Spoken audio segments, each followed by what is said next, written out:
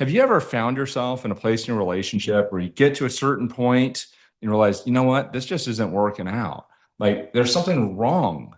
What the heck is it? Like the passion isn't what it used to be. Or maybe we're just not as close as we used to be. And maybe you start wondering, like, is this the wrong person? Like, where did the honeymoon feeling go? So today the question is, well, what if nothing's wrong? What if we're simply in a different season of our relationship? Well, today we're going to be covering the 4 seasons of relationship so you can identify where you're at in your relationship development. And then you can learn about what's needed to move into the next season. Now, whether you recently ended a relationship or you're trying to find a new one, this is important information because you might find as you listen today that you're repeating the same patterns. And without a breakthrough here, you might end up repeating it again. So this is the show to watch not just once, but watch it multiple times so you can really get this into your system and you can create a completely new experience of relationships. And by the way, this is not something that we just made up. This actually came from a lot of work by Michael Gurian, and we learned it from Tony Robbins. So we're so thankful to both of them. We first heard about the seasons from Tony at a relationship trip. I think we were Gosh, where were we, baby, for that relationship? Was that in Tulum? Tulum, yeah. Oh, yeah, it was Tulum just this year. And then we heard it again. We heard about Date with Destiny the year before. Then we heard about it more in Tulum. And he keeps bringing this up. So we figured, hey, this must be important, which is why we went and read this book. So with that, we're going to pass it over to Annie, and she's going to get us going here. I think this book really changed how I view relationships in total because, I mean, you can read it. It's like 300 some pages. But it's just like how we think of business, right? Like it makes sense to us that in business, there's a life cycle of the business and a startup, you're going to treat a startup very different than you treat a mature public company. And so there are challenges that arise in each stage and you wouldn't address it in the same way. And what gets messy a lot of the times is when people do apply principles from way later in life and expect them to happen with a startup, which is one of my biggest mistakes when I try to start a business, is I'm trying to put all these security and regulation and rules where it's really not a phase for that. It's about risk taking. So I think we intuitively, as business people, we understand that for business. But when it comes to relationship, some things that we hear most often is it just seems like this big amorphous blob of I want more love, more passion. I want this person to understand us. And it's just very undefinable. So when I read this book, it made so much sense because it really ties to our own personal development and how we are in relationship with people. So, for example, for Dr. Brian, and for other people too, whether or not you're in a relationship or still fits. I think are we muted? Oh, we're unmuted. Yeah. No. Okay. So this still fits because this is kind of like if you think about the business metaphor is if you know how to build up a company from a startup and Yeah. like lead to a certain stage, right? You'll go into the next relationship with those skills. And so you'll still go through the stages, but you'll go through it with a lot less pain. And you now have a lot more experience to go through. Yeah, and so when we talk about seasons, so I can ground everyone on that, can you share like what are the seasons at a high level Mhm. and go through them? And maybe just before she does that, here's what I want you to think about is let's say that we're in summer, and which she's going to cover here in a second, but we're expecting that we're still in the honeymoon phase. Well, it's unlikely because we have different challenges. We have new trauma. Or use another example, let's say that we're in the springtime of our relationship and we're admiring this couple that's in fall and we want to be like them. Well, that might be akin to asking an infant to play at the World Series. It doesn't make a whole lot of sense. We're not at that stage right now of the life cycle of our relationship. Yeah. So broadly, you've got spring, summer, fall, and winter, and a little description of each. Spring, we call it, or Michael Gurian. And this is based off of really a study on tribal cultures, Yeah. prehistoric times. So he did a lot of research on fables and actual examples of people, right? So spring is a season of enchantment, and it starts when we fall in love, and is that feeling that a lot of us know of everything is all right. And really, it's like love is the fuel for everything. It's like we don't need to eat, we don't need to work, like we could be bankrupt and still be exhilarating because this person loves us, is feeling, right, that propels us into a relationship.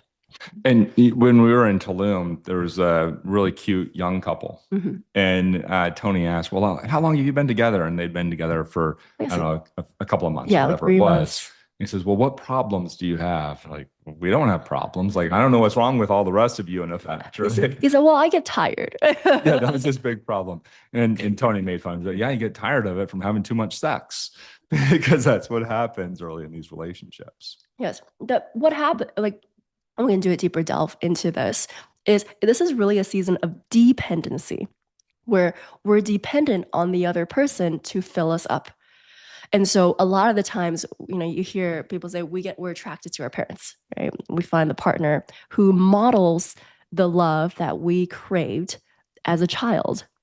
And so the man perhaps seeks his mother or his similarity partner in a mother, and the girl, finds her dad in a partner. But it's because our models of love were created from our initial caregivers, not necessarily our parents. It could be grandparents too, right? But our model of love grew from caregivers. And so when we're growing up, now we detach from our primary caregivers and we look for an external source, namely the partner, to model that same type of love.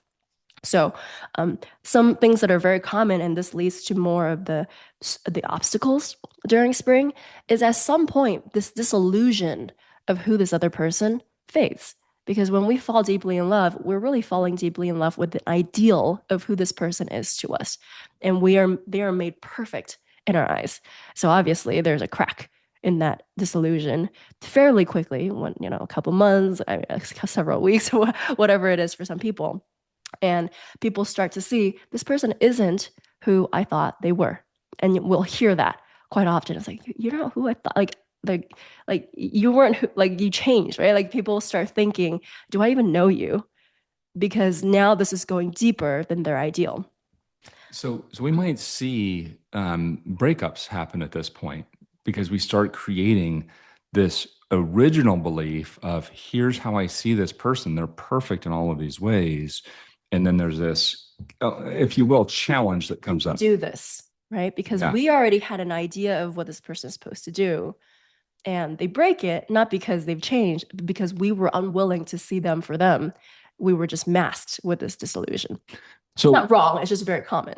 So let's just talk about like our own experience just for a second of the disillusionment.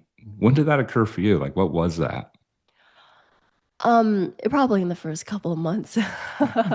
I remember well, I definitely remember the springtime where I was telling my mom, like, because my mom was like trying to tell me about this like passion, like not passion phase, but this like sense of you think this guy is perfect, but you just wait, like this always happens in a relationship. And she's just kind of giving me all this proof. And I do remember a time when I was like, no, this is different. And that's the line that people say is, I believe my relationship is different than everyone else's. This one is special. You don't understand. So I definitely experienced that. And I don't exactly remember when it shifted, but it's probably when we started having fights. Yeah.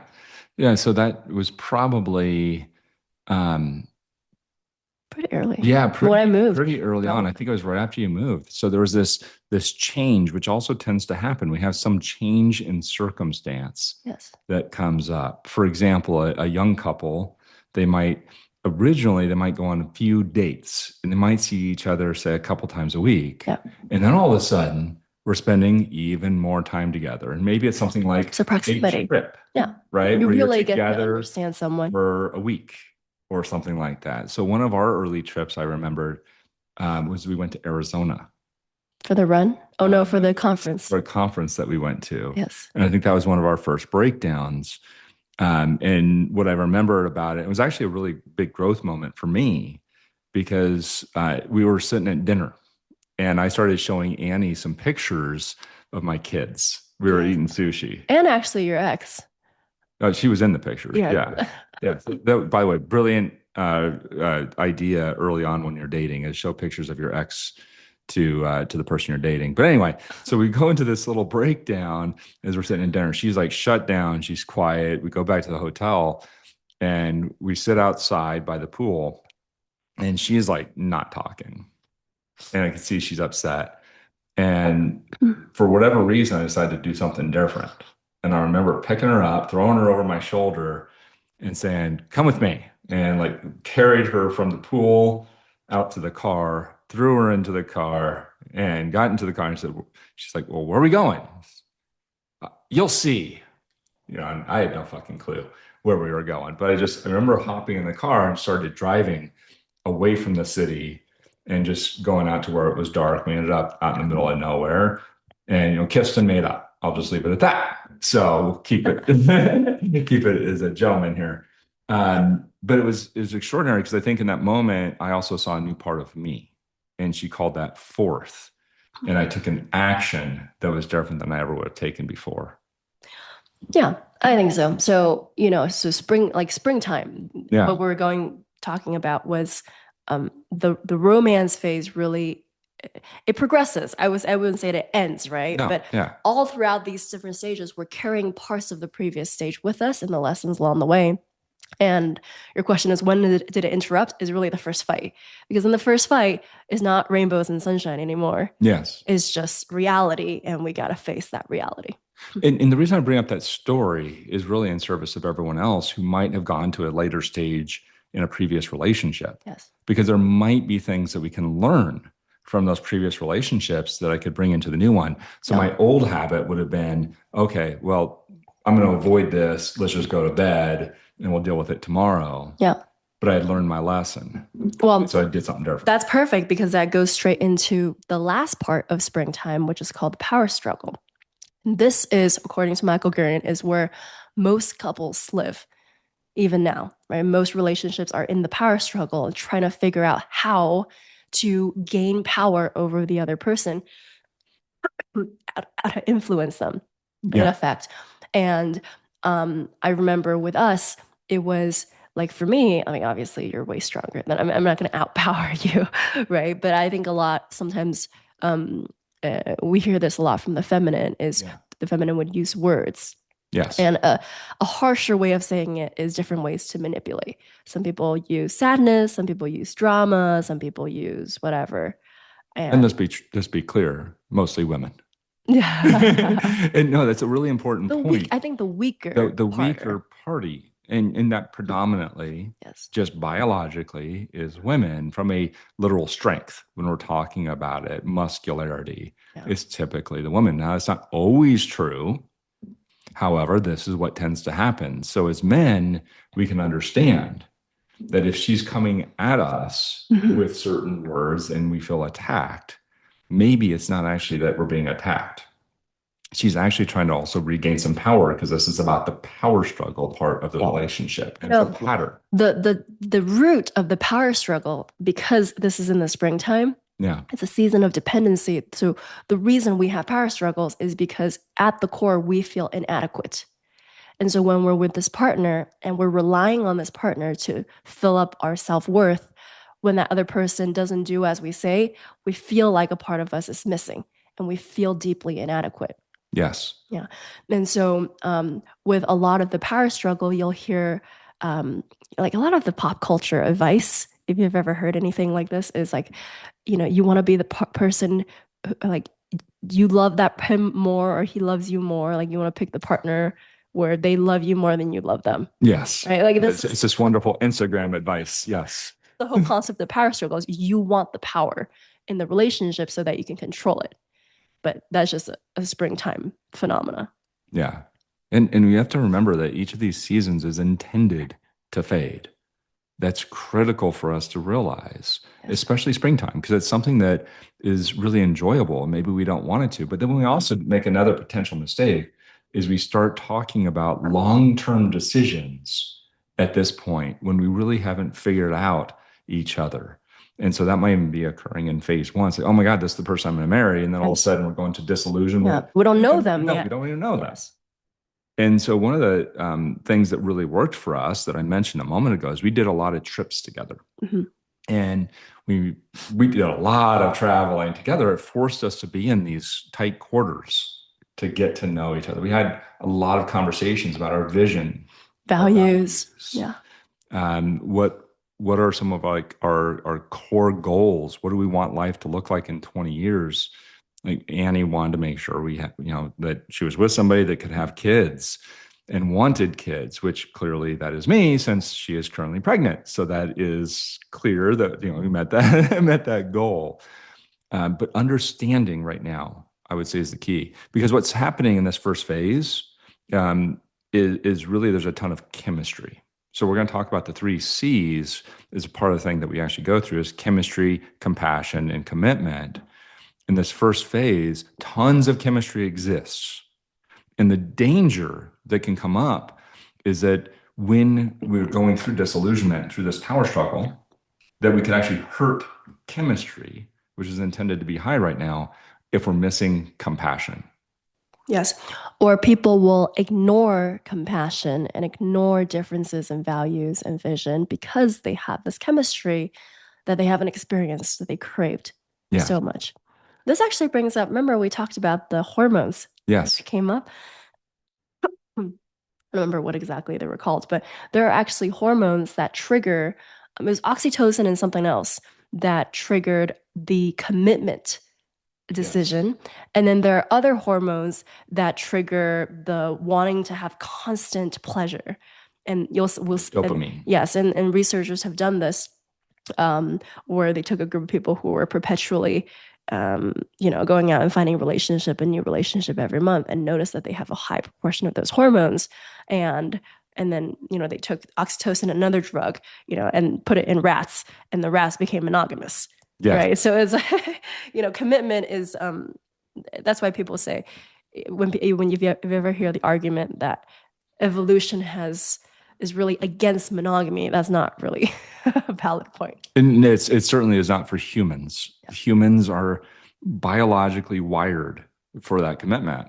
And so that, that really kind of starts heading us towards, well, how do we move to this next phase? Yes. Like into summer. Yeah. And one of the things we picked up from our own experience is that there is a point where we're making a decision when we're in spring during this power struggle. And for us, it occurred actually at a Tony Robbins relationship event.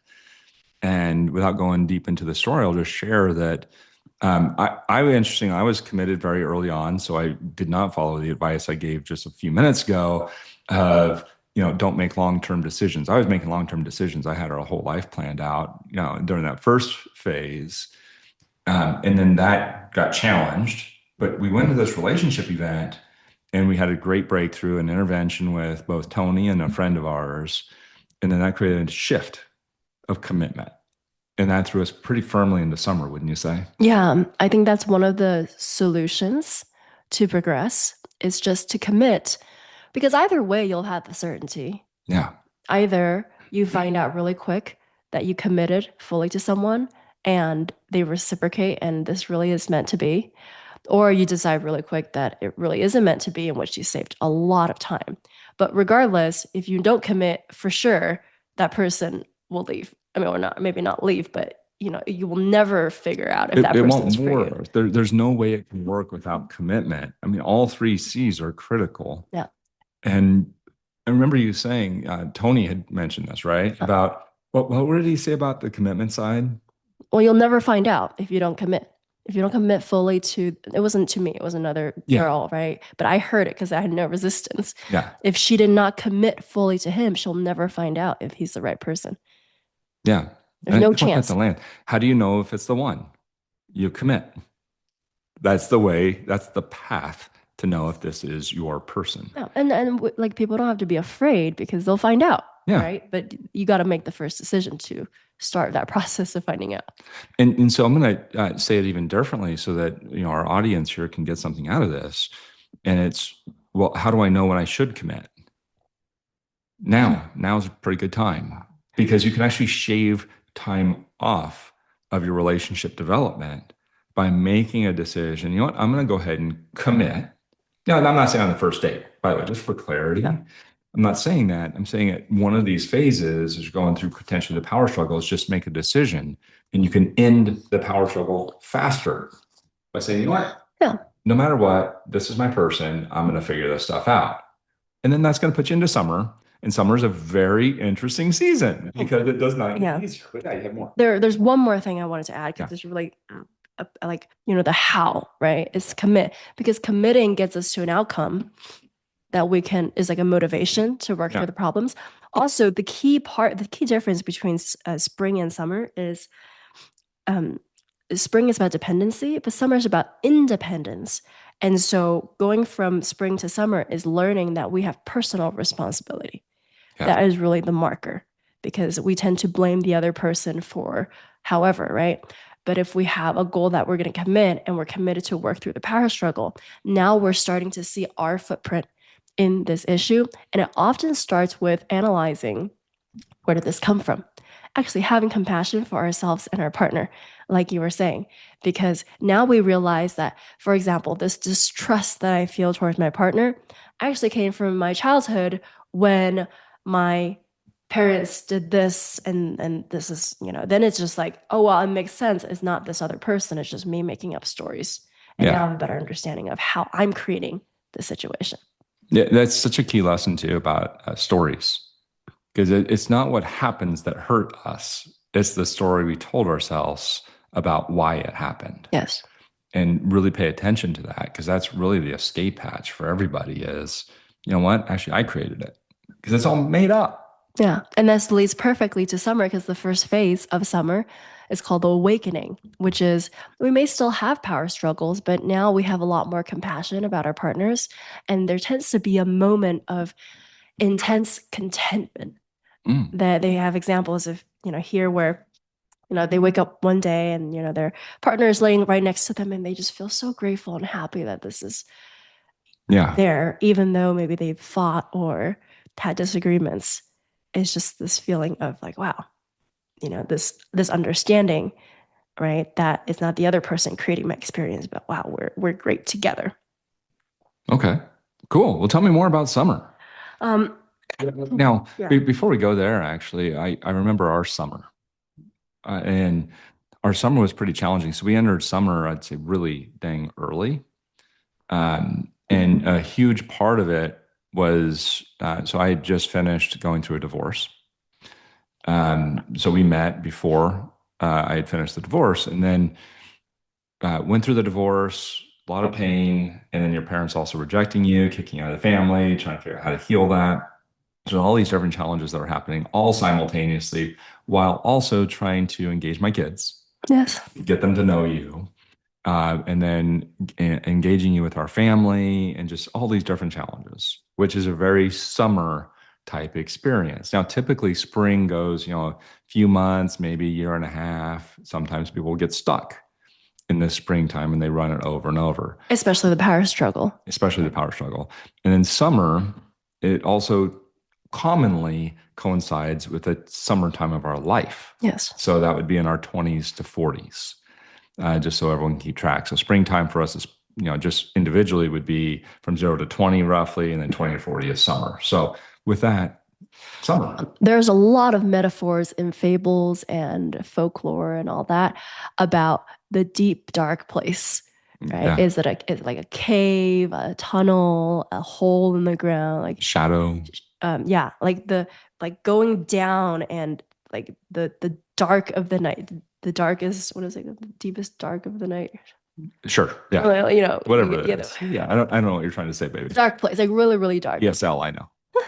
A really dark place for people. And summer is the time of independence. Is in the beginning we lose ourselves in the relationship, and now we're trying to figure out who are we? Who am I as an individual? And so generally there's an experience that causes people to go to a dark place. It may be, for me, it was I got rejected from my family. Maybe it's going through a divorce. Maybe it's I don't know, something happens with the Maybe kid, challenges at work. It could be lose someone their job. dies, like dad dies is a common thing that can kick us into it. Yeah. Yeah. So an external situation puts us in a really bad place, Yeah. and the bad place might compound. There's multiple things that happen that puts us into this deep hole. And during this time, it's about really figuring out who we are and how do we tap into our full power to overcome this. It's very common that we blame the other person for challenges in our life, right? But really, how to get past this obstacle in summer is doing shadow work, surprisingly. Yes. So we saw that actually in a movie that we watched yesterday, Wicked. Perfect integration of the dark and the light. So, doing shadow work during summer is figuring out parts of ourselves that we have not tapped into and gaining access to that and really fully integrating ourselves so that we can tackle this challenge.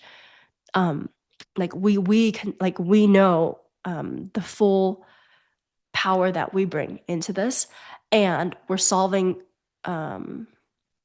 Oh yeah, it's our independent journey. Yes. Throughout. Yeah, this the self work. So that the guys also get it.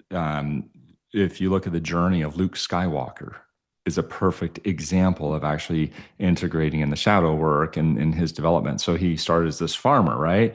A moisture farmer, and then he goes into the adventure, and he's off with Obi-Wan Kenobi, and then he starts learning about the light side of the Force. And then his dad, it turns out, Darth Vader, the dark side, which also exists in him. And then he has this big battle with his dad in Return of the Jedi. Um, and during that scene, he actually embraces this dark side of himself to protect his sister Leia. And he cuts his dad's hand off. And then he starts seeing how he's becoming that. But then he rejects that side, but also understands that it exists. And so if you go forward into other books about Luke, you'll see how he actually fully embraces both sides, that he is both. And yet he consciously now chooses how he's going to be instead of saying there's only one way. And the same thing occurs during Wicked.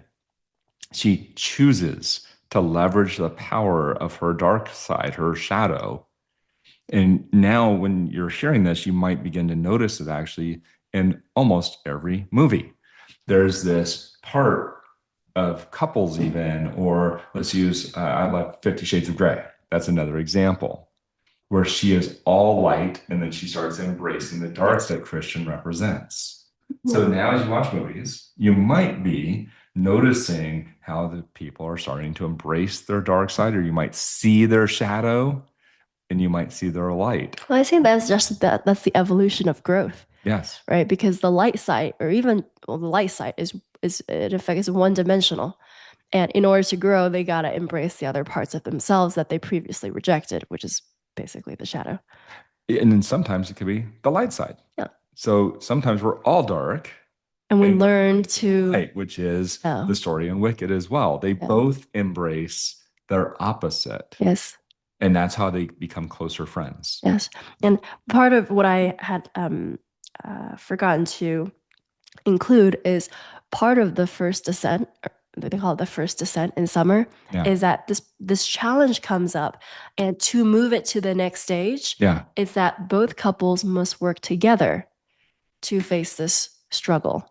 Yes, both parties of the couple. Yeah. And so now we talked about how this is like during summertime of our life also. So there's also other things going on that you mentioned, like going into the tunnel. Or for women, it could be even hormonal, because that is something that starts occurring in late 30s and 40s. And it was really enlightening to hear that I don't say the majority, that's not the right number. There's a high percentage of women that go through divorce, and the specific peak is at 42. Yes. It's very interesting. And for men, that happens to coincide commonly when they're going through this place called the tunnel.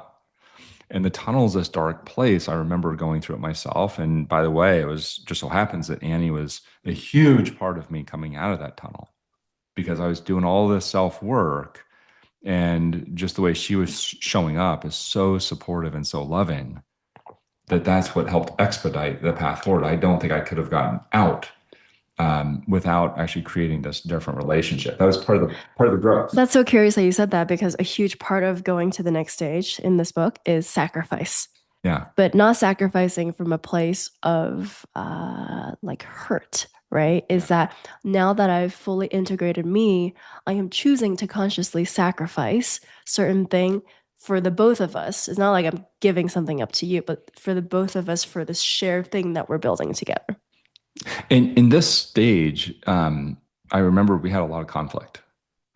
And what I also understand is that there's a large number of couples, and we've seen it actually in the different spaces that we've sat in, that they get stuck in this. What was that second part? It was the first descent. They get stuck in this first descent, and they don't move on. What would you or Michael Gurian or Tony say is the way to get through that stage? And then what does it look like on the other side? Well, the first part was the shadow work, Okay. right? The first part is fully, it is a lot about finding ourselves first. Okay. That's the first part. So, like if we look at, we mentioned like in tribal communities, a lot of this actually starts at a way earlier age because they have rituals to get young people into adulthood. So whereas in our modern culture, this might happen in their 30s and 40s, in a lot of tribal cultures, both of these stages are pretty much done in the first 2 decades of life. Obviously, I mean, they live shorter time spans too, but this is like when they send the young men out alone in the wilderness to confront whatever there is. And in that wild, they find their dark side, or if they find the side that there's missing, right? So the first part is fully integrating ourselves. For me, it was like moving out and going to Vegas and really going after what is it that I want.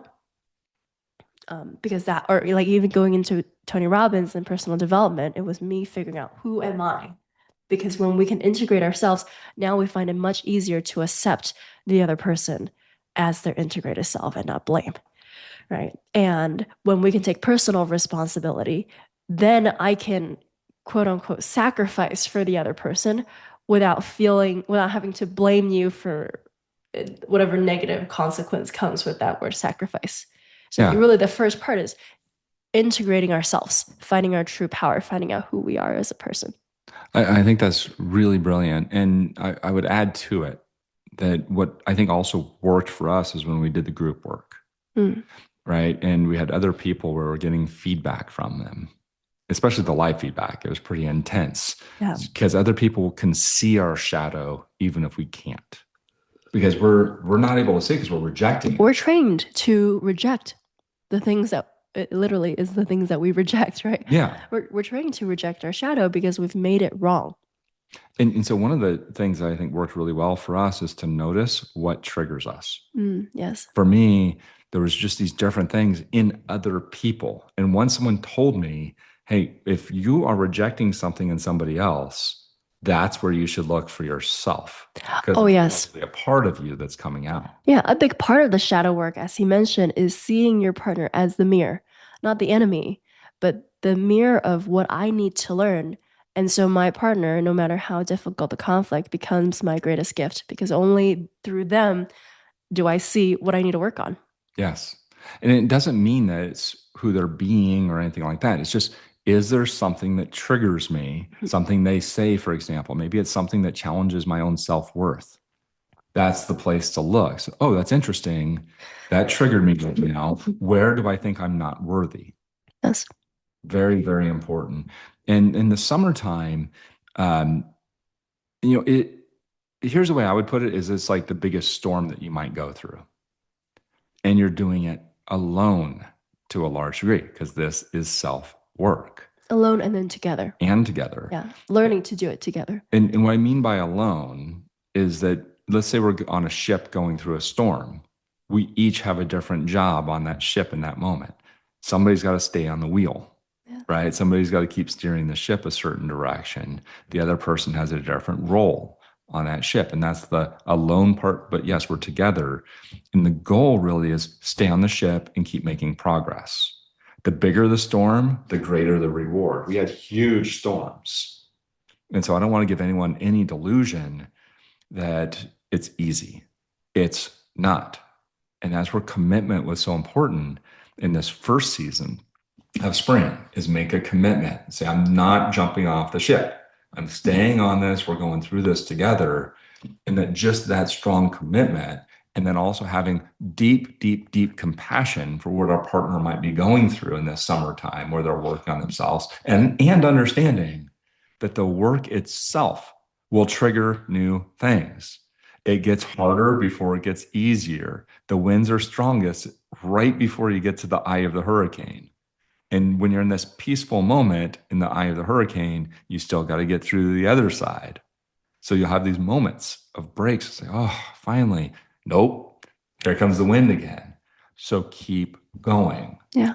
And then that's really the path to this next phase, fall. And I feel so blessed that we've been able to go. We went through just incredible amounts of pain over a short period of time. Most people take, years, maybe even decades to get to the fall stage. And one of the things that Tony kind of caught my attention on most recently at Date with Destiny is, if there's an age gap in the relationship and the other person had already gone to a later phase, as a couple, you're more likely to get to the later phase faster, which was much the experience because I was in the summertime of a relationship. And so I quickly dragged you into summertime. I pulled you into the hurricane with me and we went through it together. And now here we are in fall. So let's talk about fall. It's accelerated path. It was accelerated for sure. I was gifted. Yeah. So all we did is take decades and condensed it into days, right? Yeah. So the third part is fall, and fall is about creating something together. Yeah. First phase of fall is they call it creative partnership, and at this stage, if you're familiar with Alison Armstrong's work, she talks about the tunnel, right, and the man finding the mission and becoming the king. Is at the end of summer there is a joint purpose, and some people it might be a work mission, a life mission. Some people it could just be creating kids together and having that, right? And it's interesting that he was saying that, for example, having kids together, we might be at an earlier season, but we can experience the fall feeling of creating something together, even though we may not be at that stage. And so it's going to feel amazing. And at the same time, it's temporary if we don't have the foundation along the way. So we might fall back to power struggle, even though we've experienced that togetherness. So fall is a lot about oneness. Let's just pause for a second because that seems like a very important distinction. So I was hearing at the Date with Destiny, there's a delusion that's the amount of time, or is that we've had certain things happen. Okay, we have kids, so now we're in fall. And I think there was one couple that we were talking to that, like, oh, we're definitely in fall because we feel deeply in love. Yeah. So how do people really know that they're in fall? It's more about consistency. Okay. And what has been the growth that has happened along the way, right? So there's different. I love the questions that they ask. I mean, if you're interested, you can just look at the questions. Let's post the questions. I think that could be helpful, and we'll put it into our. So like they'll have questions like, do you? I don't remember the questions, but like, do you feel like these things apply to you? They'll question your beliefs, right? And I think the true definition of fall is we really feel at one with our partner, and we recognize as our personal responsibility, like all the other things all the learnings that we had to go through has already happened. And at this stage, interestingly enough, the passion, the chemistry that we feel for each other is even better than springtime. Yeah. Springtime, there's a lot of uncertainty with the chemistry. Which is exciting too. It's exciting, right? And in fall, it's also exciting because you have the passion combined with the love. So there's certainty and uncertainty at the same time. So there's also deep compassion. Yes. And I think this is really a key. You mentioned just a moment ago about like what you've gone through. See, the purpose for me, the purpose of going through summer is really about developing deep compassion, not just for my partner, but really for everybody, to understand that people are going through things that we don't even know that they're going through. Yeah. How do we know that? because we went through them. We went through things that nobody knew we were going through, and we share them now, but we didn't share them a whole lot then because it was painful. And now it's not painful. It's just we look back and say, "Oh, I'm so glad that we went through that together Yeah. because this new thing showed up that would have seemed challenging had we not gone through it." It's like we're expanding the comfort zone, is what I would say is happening during this summer season. Yeah. And now falls within that. And then the other thing that I'd bring up is like, I think some people are under the delusion that there's no conflict when we get to fall. And it's It's a just not different true. kind of conflict, just like in a business. I keep bringing it back to business because it's so clear in business that if you take a company public, it's like in the maturing stages, you'll have way different problems in industry and competition and everything, right? But it's just almost like it's a leveling up in that now our comfort zone has expanded, so we get to deal with higher quality problems that bring us even more fruits of Yeah. labor. And Yeah. it's like it's just that's it's what comes next, right? There's always a next level. And I would say that also during summer, Mhm. there seemed to be, and this was one of the growth parts, there were parts where it was like me versus you. Yes. And we weren't working on the problem together.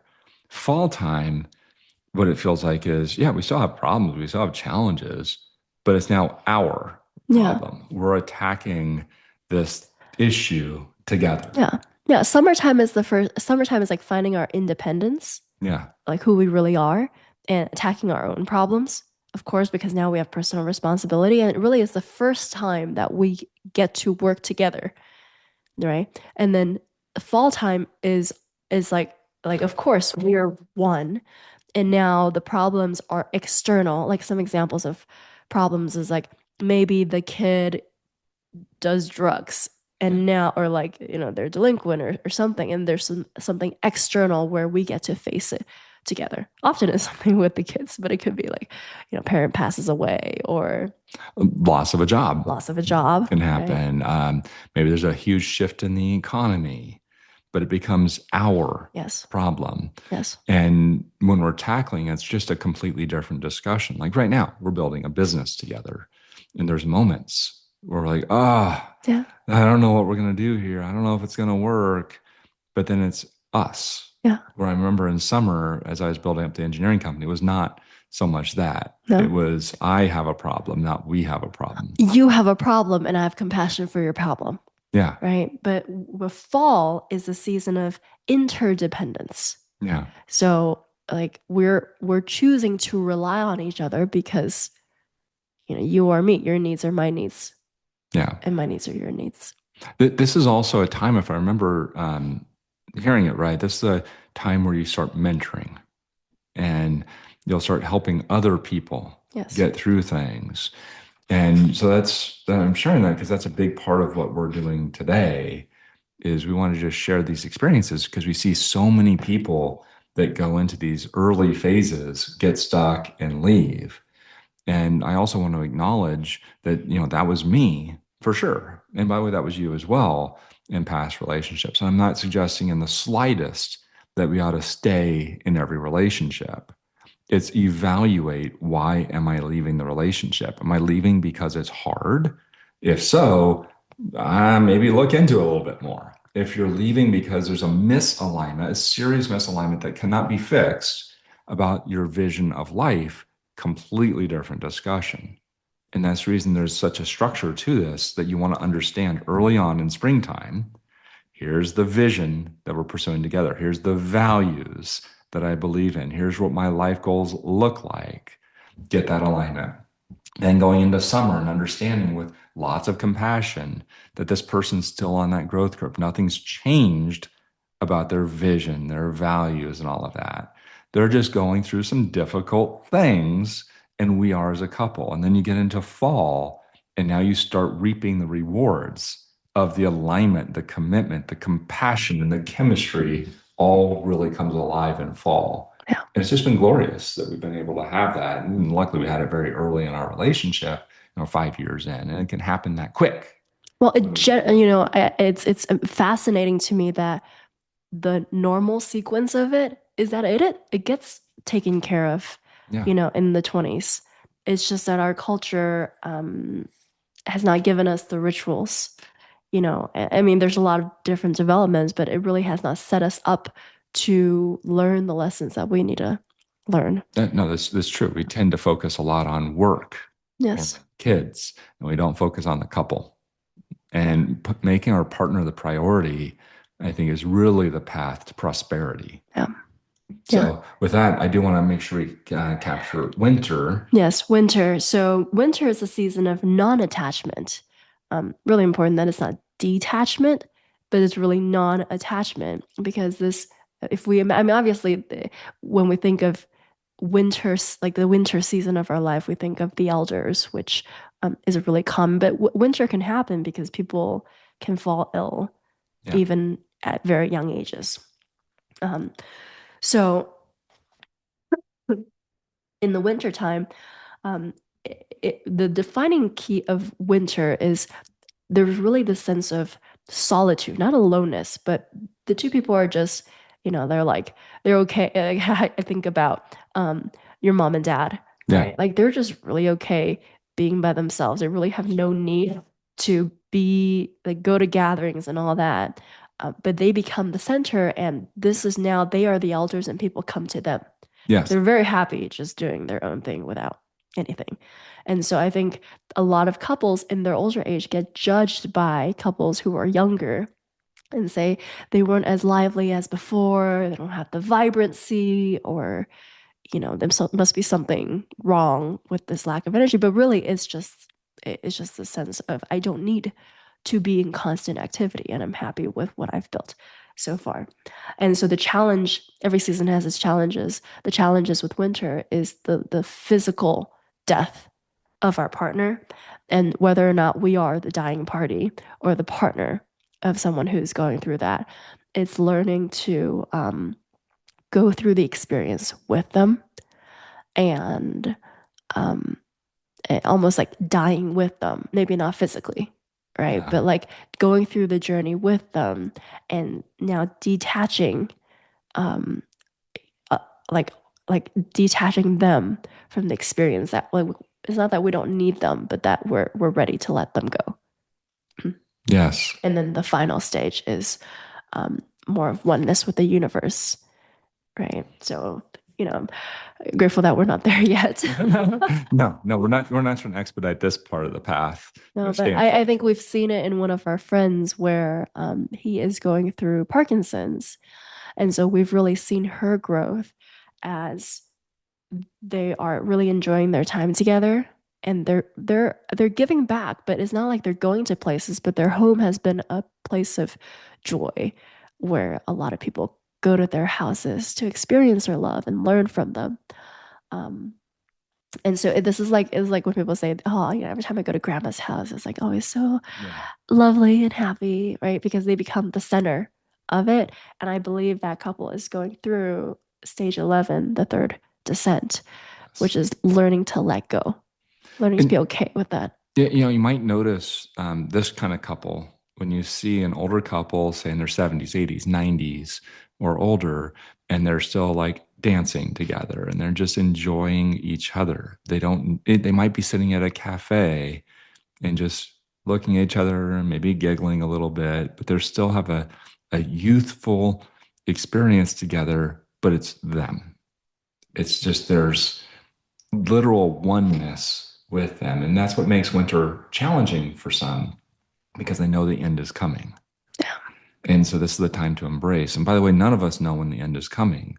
So maybe we actually just start embracing each other now. Like when is now a good time, right?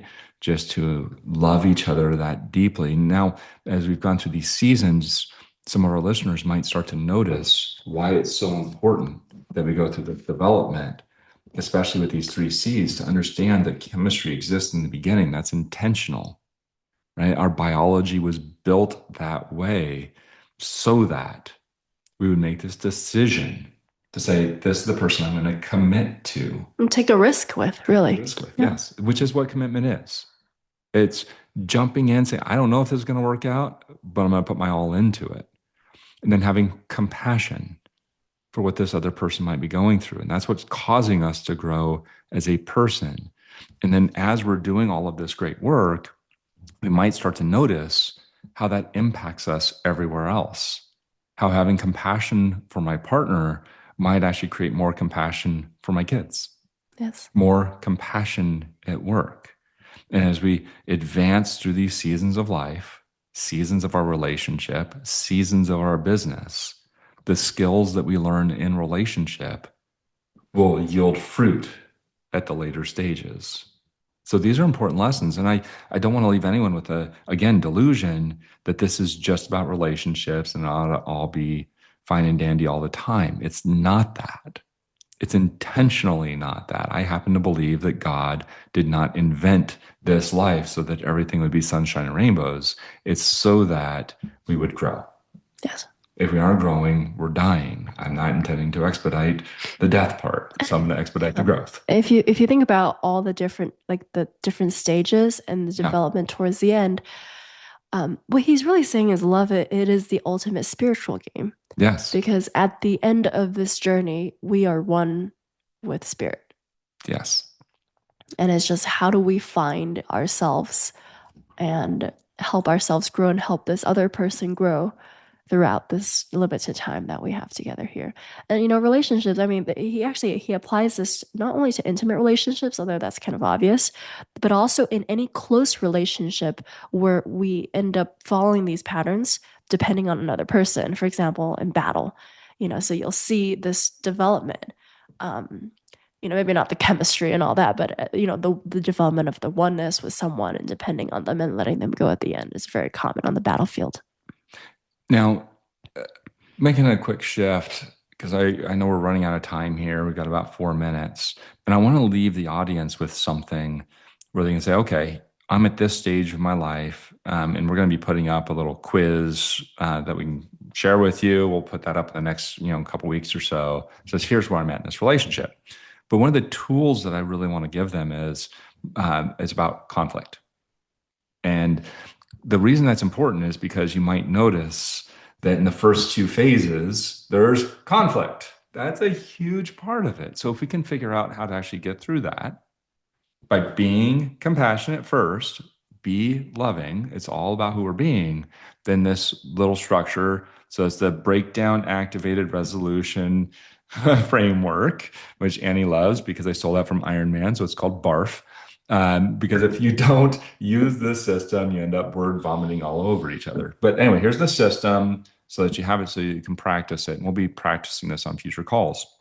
The first step is really about just sharing the experience. And by the way, we just actually did this morning because I woke up at 4:30 as planned, and my beautiful wife decided that she was going to wait for her fifth or sixth snooze button before she was going to get up. And I was feeling frustrated. So I went in and I did it imperfectly, but I shared, hey, here's the experience that I was having is I got up as planned and I didn't see you out there, right? And you weren't with me. And I was not using perfect words. I can tell you that right now because I was using you and I was attacking in effect. I was in a bad state. So I recognize that, but I should have got grounded in my state. So I learned my lesson, right? Anyway, so let's share the experience and then share the feeling. That's step 2 is the feeling. So I was feeling frustrated. I was feeling scared. I was mad. 3 is share the story I was making up. The story I was making up is that I can't rely on you. You're not dependable. And I was really attacking her. And then I said, but I know that's not really true. So that's step 4 is like, I know that's not true. So I'm bringing in logic because you actually are really dependable. I'm just feeling frustrated because what I really want. So now it's a request.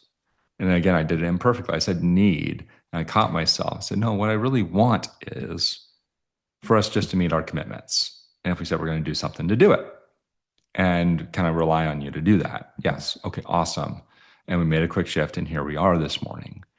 So I'm sharing that with all of you because the purpose of this call is actually to work on this skill because there's so many people that are stuck in breakdowns.